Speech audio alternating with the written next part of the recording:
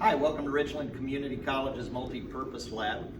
My name is Brad Curry, Manufacturing Technology Instructor here at Richland. In this side of the lab, we have our process control trainers. So students will learn how to use and simulate different types of process control that would be very, very valuable to a manufacturing company for maintenance fundamentals. We have our process control systems.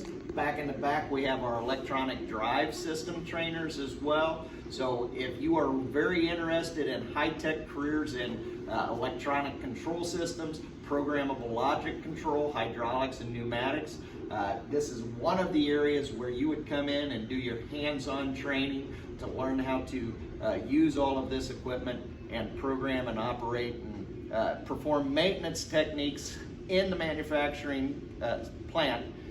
So come on into Richland, talk to us about our programs. We'll be glad to show you about the wide world that's open to you for an exciting career in manufacturing here in Decatur, Illinois.